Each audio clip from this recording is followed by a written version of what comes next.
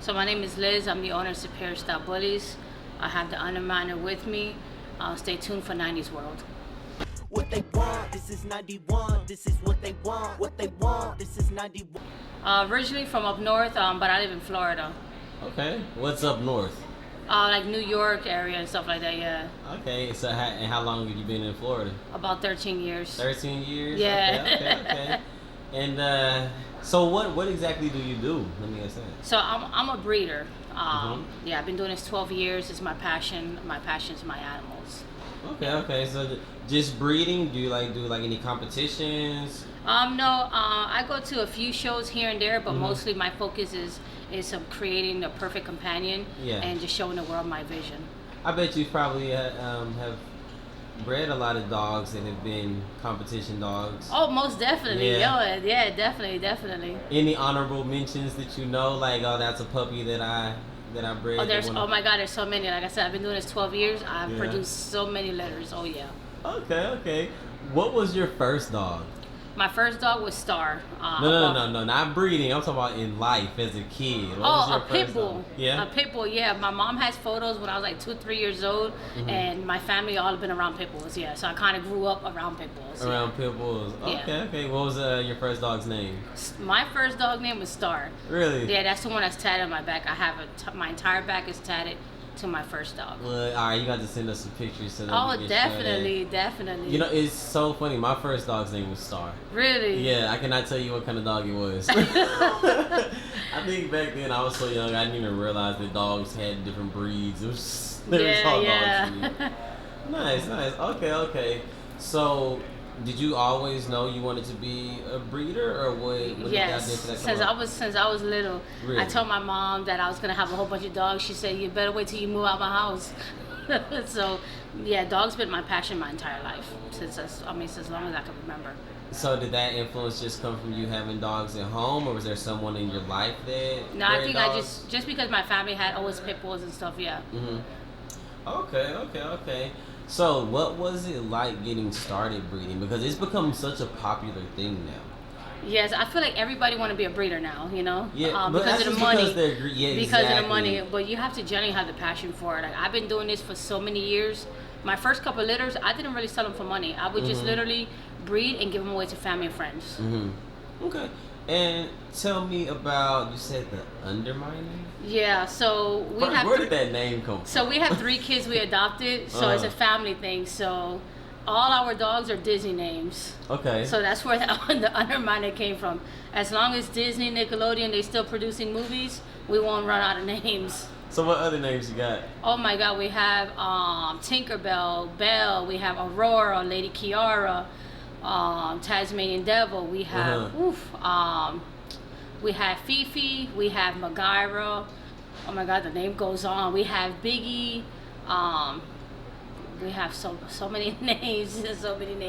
43 dogs is a lot of names. Oh yeah. And is it just specifically pit bulls? I breed American Bullies, which is different class. You have your micros, pockets, XLs and double XLs, and I also breed your Frenchies, the French Bulldogs. I breed those also. Yes. Nice. I was gonna say we need a Frenchie named Stitch. My next one I get, I'm gonna name it Stitch, and I'm gonna tag you. Please do. Definitely, I got you. Definitely. Good boy. That is funny. So, I always loved bulldogs, English bulldogs. Nice. Okay. Always wanted one. Okay. Always wanted one. When I was I graduated high school, and there was someone selling English bulldogs in the parking lot of HEB. Oh wow. And I went to him, and I was just like, man, I'm gonna get me one day. Like, I was just so adamant. I couldn't get one then, but I was like, I'm gonna get one day. 2 years later, I moved to Austin and everything, and I just happened to be out here. And he is the same guy. He's in that parking lot. Wow. And he remembered me. That's amazing. He was like, you're that little boy that wanted that bulldog. I was like, yeah. He's like, I hope you got one. He's like, you still want one? I was like, I do. And he showed me this brindle bulldog. Nice. And he was like, do you want to hold it? And I was like, nah, I'm too attached. That's it. I gotta it's make over. sure I can get it first. He gave me this bulldog for $900. Wow.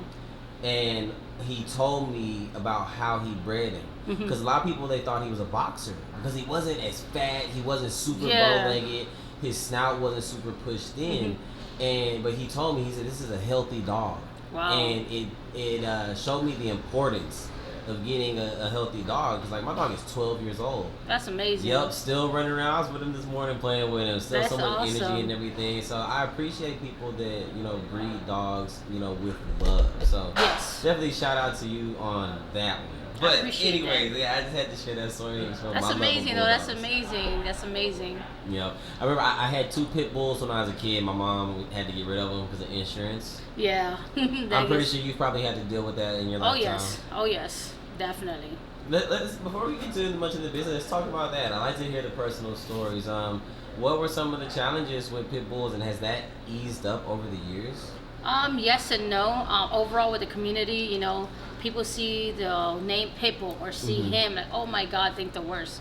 But it's the breed, you know, it's how you present it. You know, especially as a fire breeder, it's all about temperaments. You know, you do have some dogs, some pit bulls that have what they call like hot, you know, like their line. It's a little bit aggressive, but we stay away from that. Like I said, we have kids we adopted throughout the years, so temperament is a must. So yes, it has its ups and downs as far as the negative side of the pit bull, but this is why I produce the way I produce, I breed the way I breed, to show the world like, hey, he's an American Bully XL, and look how he is. I mean, he's well behaved, his temperament's amazing. Very. So, is it still hard with people, like, you know, with getting leases on apartments sometimes with their pit bulls? Yes. Such a sad thing, man. I was devastated when I came home. And the way I found out, because I came home and I already knew that I was kind of in the talks, but I just had so much hope it was going to work out. And I came home and only one of my dogs was there. And it broke my heart. I remember I went in my room and I cried. Oh my and God. I couldn't go play with the other one. Yeah. I couldn't. I couldn't go play with him without his brother being there. Yep. And I was so upset because they went to separate homes. But it does suck. But this is why, like, you know, when we have customers that want to get a dog from us, we ask them, hey, does your landlord, does your lease, are you allowed to have a dog? Because this is an American Bully. And there's times where I have to write a letter to the customer's landlord and say, hey, this American Bully, and kind of give them the knowledge of the American Bully breed. Yes. So I think it would be really cool that when people have dogs that come from certified breeders, it should be able to bypass. I know, you right? Like, exactly. You know, I definitely agree with that. I definitely agree. I feel like it's gonna happen. That's coming. Yes. Soon. This is why I try. Like I said, I produce and I breed the way I breed to show the world. I want to show the world my production through my dogs. Like, I let my dogs do the talking, and it's amazing. Like I said, from our micros, pockets, XLs, double XLs, I can take my dogs anywhere, and they're well behaved and everything. So yes. Okay. So we've gotten to know you personally. Now let's get into the business. What is the name of your line? Superior Style Bullies. I like that. And you definitely seem to have a superior bully. Thank you. Off that, tell us the importance of having your dog as a service dog. So with the Underminer, he went to the Canine Academy training in Florida for him to be my service dog. It goes a lot on temperaments when they're puppy. It's specific. You know, nowadays everybody go online and buy a vest and slap it on a dog. And then people that actually have service dogs, you know, you have to kind of like show proof. But like you said, he's a service dog. He's registered. He went through all his training and his classes. He doesn't jump on people. He doesn't jump on furniture. I literally have to like pick him up and put him on the furniture. He's a well-behaved dog. Will he protect you? Oh yes. And how does he know the difference between when it's time to protect someone and when someone's playing? It's on command. So when I tell him certain keywords, that's when he knows, okay, it's business. Okay. Yes. So you're a trainer as well? Yes. And you got licensed for that? Yes. Do most breeders nowadays become trainers, or you have your certain breeders that do your basic training, but me, like I said, I'll go from whelping my litters to breeding, to do in-house, to do like the mating, to the dog training. I do everything because at the end of the day, it's my brand. So when I represent and show one of my customers or anybody, any of my dogs, especially my adults, the way my dogs are as an adult reflects my business, my brand. So I'm not here just to sell puppies. I'm here to show the world Superior Style's a brand. Okay. A brand that you guys can trust. So take us all the way back to the beginning. Day Okay. one of I'm starting my dog line. Oh wow! So like I said, 12 years ago, I bought my first pit bull for $7,000. The guy was like, from a breeder. Oh, I'm gonna go ahead and I'm gonna mail you the papers. Wait, my first dog. 7,000. You know they got blue noses in the hood for 300. Yeah, so I bought my first. I bought my first pit bull for $7,000, and I was told she come with papers. Oh, we're gonna mail them to you. I didn't know. Like I said, it's 12 years ago. I'm like, okay, contact. A couple weeks later, the breeder. Where's my papers? I didn't hear anything. I'm like, okay, I think I got scammed. Oh man. So I ended up fixing her. She became my pet. She's the one that's tatted on my back, Star. Okay. And then I saved up my money again. I bought 2 dogs of papers and created Belle, which is I am home of Belle's line. I'm the first breeder to create a female bloodline. Okay, I don't want to interrupt you, but I have to go back. So how Yes. do you now that this has happened to you and you've been scammed over a dog? You still got a good dog. Yes. You just didn't get the papers behind it. Yeah, so I ended up fixing her. She became my pet. So how do you protect yourself from that? How do you know, okay, this is the steps that I take to make sure I don't get screwed over, and even if I get a good dog, I have the paperwork behind Yeah, it. so I did a little bit more research after that happened, and then I started looking at bloodlines and making sure that I went to a good breeder and getting dogs with papers like ABKC or UKC. Those are the dog registries. So now I know, okay, once I purchase those dogs with the papers, now I know when it comes time to the breeding, I can register the litter. So now all my dogs have papers, yes. Gotcha. So now I know when you get a dog, you have the papers with you, yes. But you don't have to worry about that anymore now because I created my you're own. the plug. Exactly. And everybody can come to you if they want to get Yep, started. and all with my theirs. dogs, everything's legit. We are LLC, accredited with the Better Business Bureau, and trademark. Okay, let me digress. So, you were saying that you were the first to create a Female line? bloodline, and the Okay. reason why is a lot of people always gave the male the credit. Right. Oh, because of my stud, your litter looks like this. Oh, because of my stud, your dog look like this. So I created my female Belle, which she's the one that's here tatted on my hand, and then as you see, I have here Belle's line. So I created that female, and then I took that female, bred her, and then kept that daughter. Then bred that daughter, kept that daughter, and then 3 generations later, I'm like, my dog still looks like my original female that I produced, Belle's line. I'm like, okay, you know what? I'm gonna create my own female line, and that's what I did. So I'm the first breeder to create a female bloodline, So there's and I'm up to 5 generations now with that line. 5 generations. That's Well, now, sorry, 6, because the litter dropped not too long ago. 6. And about Yes. how many years is that in the, Well, 6 generations, so you're looking about 5, because when you produce a female, you have to. I normally wait till her second heat cycle, or till at least she's a year and a half. Okay. So after her second heat cycle, I know she's mature. So then that's when I breed her, and then create the litter, and just wait till that female is a year and a half, and so on. Okay, so about two litters like every 3 years. Just Off about one dog? Yeah, off one dog, yeah. And that's still like about 6 puppies each. Oh no, More than my that? female Belle, she threw 17. What? It's just one litter, yeah. So my females, anybody that follows my Instagram will tell you, my dogs throw big litters. One of my females, 14 puppies. Another female, 16 puppies. Another female, 9 puppies. Yes. So Wow. my Belle's line throw very big litters. Yes, they're very fertile. Okay. Yes. So like I said, you got this down to a science. Oh yeah. I don't just slap 2 dogs together because they in heat. No, I study and I do my research. So you flipped it because I always heard, with stud services, well, I have my stud and it's something like, well, I get $1,000 in pick of the litter. Yep. That goes something like that. So now that you've reversed that, do people bring their dogs? Well, at this point now you have all your dogs. Yeah, all I your mean, males. someone like him, the underminer, he was open to the public, and after I created a crazy male off of him, which is his son, I closed him to the public, because I look at it, the bully game, sometimes it is saturated with breeders because they want to get in a dog game just to make $1. I'm gonna be honest with you. I closed my male to the public because if I breed him to everybody else out there, what makes my kennel so special? Right. You know what I'm saying? So if I keep my breedings exclusive away from everybody else, what the world is doing, Superior Styles, we're trendsetters. You know what I'm saying? I like so that. this is where we keep our line exclusive to where customers, if they want to get a nice bully or anything like that, they'll be like, let me go to Superior Style. So they don't have to worry about somebody else having that same line, we keep it more exclusive. So I study and I do a little bit more research and break everything down in a pedigree. Okay. What's the hardest thing about breeding dogs?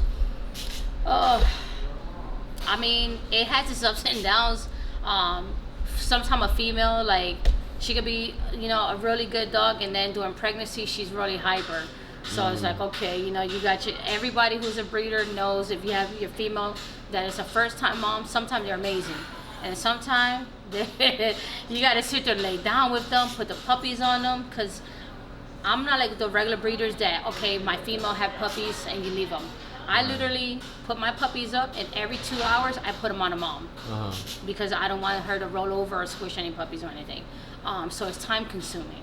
You know, every 2 hours to get up around the clock, every 2 hours, the first 3 weeks, put the puppies on a mom. About 15-20 minutes. Then check her milk constantly. Make sure her milk is good. Make sure she's not stressed out. Yeah. It's a full-time job. How did you find the time to do this in the beginning? Did you go full-time from the beginning? No, I had another job working at a company for trade shows. And then I'm going to be honest with you, once I paid off my house, I left the other job, and then I do my breedings full-time because my dogs is what helped me pay off my house. Okay. Now, Underminer. Yes.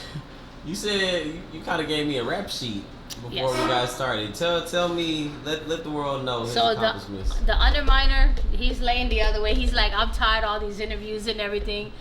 He's been on the front cover of Bully Girl magazine. He's been on the front cover of Bully Girl 2022 calendar. He's been on several inside of their magazines. You can check out bullygirl.com, bullygirlmagazine.com, and you'll see them. You can order the magazine. There's also the shirts and the hoodies, everything on there as well. And for the people, because he's laying down, so they're not getting to see him the way I saw him. Just kind of tell us about this dog. He's a very special dog and very unique. It's his eyes. The Underminer. You want to look for the camera? Come this way. It's his eyes. I have to get him up in a little bit. Is he stubborn? Oh, no. He's like just tired. Yeah. He's been walking around everywhere. My dog is old and stubborn now. See, it's the eyes that people are like, there you go, good boy. I love his ears too. His head is so big. Like, look at it, the paws. And like you said, he's 2 years old. Yeah, he just turned 2 years old. And how much does he weigh? He sits at 134, but right now he's at 129. Why right now? Because I have a few females in heat, so everybody know when you have a male, you have females in heat, they kind of nitpick through their food. So he's been nitpicking through his food. And in these last couple of days, he hasn't been wanting to eat, you know, being away from home and everything. What do you feed him? Oh, he eats raw. So my neighbor's a butcher, so he actually eats fresh steer, deer, and everything. All my dogs at the property. What? Oh, yeah. They eat top of the line, so straight raw. They're on a better diet than I am. Yeah, they get kibbles. Certain days of the week we do the raw. We do like sauerkraut, carrots, peas, Greek yogurt, eggs. Oh yeah, everything is fresh. This isn't your regular dog diet. No. So I feel like we should put a disclaimer. Don't go to HEB and buy a raw steak and give it to your dog. No. Yeah, I mean, some people, you know, they go to the meat market and everything, but I was blessed, you know, like I said, I live in the country, 3 acres. My neighbor's a butcher, and I get everything fresh. Like, whenever he's, you know, go ahead and chops up a steer, he calls me and said, hey, Liz, we got 3 or 4 bins ready for you. So he, like, the neighborhood, everybody supports what I do. Wow, that's amazing. Yes. So what do the puppies eat? The puppies, they eat Purina, like the Purina Pro Plan for the puppy, and then they eat a specific mush also. Okay. So yeah, and then after a certain age, I give them raw also. But I kind of get the raw and I put in a grinder, so it's kind of like ground beef kind of. Gotcha. Yeah, so it's easy for them to digest. So he's 2, 134, sitting at 129 now. Yes, yes. Okay, and he's not your biggest dog. No. I got dogs bigger than him. His mother's actually bigger than him. Yeah. What's your biggest dog? My biggest dog is a double XL, 174 pounds. Oh, you're 74 pounds. Yeah. Did you intend for him to be that big? Yes. Okay. Yeah. So I love my dogs. I have his color, just like that, short compact with their micros. They're about 11.5 inches tall, fully grown. So I produce micros, pockets, XLs, and double XLs. Okay, nice. So you started out with just, what was the first one? Star? Or no, because you Belle. started Belle. Yes, that was my first bully that I produced. And what was she? What was the breed? Oh, she was an XXL American Bully. Yeah, she was 130 pounds, solid tank. Is the weight what classifies them as an XL? Just the weight and the height also. And the height. Yes. So you can have like a really short, fat one, and it wouldn't necessarily be an XL. Yeah, a lot of breeders like, oh, I got an XL, 130 pounds, and it's like really small, so we won't even go there. That's not good because they have the really short legs and everything. There's all that weight kind of. Yeah, no, like I like my dogs that can function. Yeah. Okay. What has been one of your favorite moments as a breeder? Ooh, I would say now, producing his son, you know, Belle, she passed away a couple years ago. That was very touching to me. And I wanted to recreate her in a male version. And like I said, 5 generations later, he is a spit image of his great grandma, but in a merle suit. And I take pride because that's my 5th generation, and I'm 11 times Superior Styles top and bottom in a pedigree. As a breeder, there's breeders that have been breeding longer than me that haven't even make it like that. Because like I said, a lot of people would just get dogs, breed them or whatever, you know, everybody has their own vision. Me, I don't see myself as competition with anybody. I just produce and breed the way I want and just showing the world my vision through my dogs. So I take pride in what I do. Okay.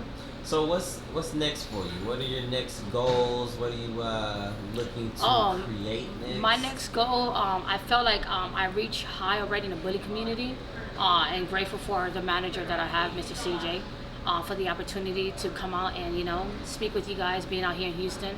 I just want to take my brand to another level. To me, it's not just about dogs. I want to push my brand. Superior Style, I want for it to be a brand. My goal is to be on a billboard one day, you know, like that. My goal is to push my brand, you know, from dogs to clothing to designing my own sneaker one day. I want to push my brand. That's my goal. Okay. Do you ever see like you getting your dogs into show business? Yes. Yeah. Have you done anything like that yet? We've done a few shows, but now I'm just taking it out to another level. You know, I feel like I already reached the bully community. Right. Now I want to take it out to the world, you know.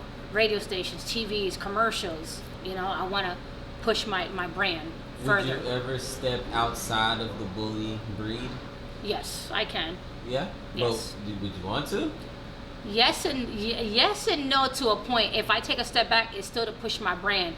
Whether I'm going to take a step back and do like clothing or something. But as far as like a walk away from the breed, I don't think so. Not walk away from it. Just try some as new long stuff. as I mean, I'm always willing to open. You know, I'm always willing to for new ideas and everything. But because I'm so passionate about my dogs, as long as I can remember being 6, 7 years old, hanging out with my cousins, you know, they were like, "Oh, I want to be a fashion designer. I want to do this." I say, "I want to have a whole bunch of dogs." So this is like literally, genuinely like my passion. Like I have a passion for this, for what I do. Yeah. So if you did breed a different breed, what would it be? What is like your second favorite breed outside? I used to love Rottweilers. Okay. Yeah, I used to love Rottweilers. But like, so I do my bullies, and now I'm into my Frenchies. Yeah, so that's kind of a new thing that I'm kind of doing with my Frenchies. I see now they're having like the furry Frenchies. I actually have fluffy carrier Frenchies. Yes. Okay, so where is this coming from? It's dogs designed. I've never seen before. It's designer breeds and they're rare. So hopefully next year I'll be having my first litter of fluffy Frenchies. Yes. Okay. Yes. So you really can almost create any dog that you want. Yes, if you have the vision, yeah, go for it. Anything is possible. But I already have a certain image how I want my dogs to look. So that's what I'm creating. From the color to the structure to the temperament, the whole 9. Okay, what's your favorite thing about your dogs? Their temperament, honestly. Yeah. I brag a lot about the temperaments because like I said, we have 3 kids we adopted and temperament is a plus. My dogs know the difference between playing with an adult and a child. You can have a couple month-old baby and my dog is going to sit right there, even my puppies. And then if I have like the older kids and the older adults want to play, my dogs will play a little bit rough with them. They know. So I take pride mostly in the temperaments of my dogs. Okay. Yes. Have you been bit? Yes. Yeah. And not like my dogs fighting or whatever. It's been a few times where like this was years ago when I was doing like the feeding and stuff. Like dogs trying to jump up, you know, I'm done knocking the food out my hand. But this was like when I was first starting, like creating my line. But isn't it, that's kind of like situational? It's never just been like, oh, the dog was just aggressive. Oh no. That's one thing. Like I said, I'm very picky about the temperaments, and I look at the pedigree, and I try to avoid bloodlines that are hot. I can't mix that with because at the end of the day, it's my reputation. So yeah, I'm very picky. And through learning experience, I've had females in heat years ago, and I didn't know, like, okay, if I let my female out, my males out, a fight may break out. This is just being honest to the world. But yeah, and I was gonna ask that too. Like with the dogs, how do you control them from fighting with each other? I can let all my dogs out, but when I have females in heat, I leave them up, or I leave my males up. So I kind of know, the only way you're gonna learn in a dog game is through experience, whether it's good or bad. That's the only way you're gonna learn, and that's how I learn. So now when I have females in heat, I don't let my males out, or I won't let those females out. Yeah. Okay. Anything that I may not have covered that you just want people to know about you, your dogs, or what you stand for? No, like I said, I'm the owner of Superior Style Bullies. I go to school for vet tech and being a doctor. That's what I'm studying for, to be a doctor. So a lot of like things at home, breedings and all that stuff, shots and all that, I can do myself. But like I said, they can have it if they have any questions, they can contact us on our Instagram at Superior Style _Bullies.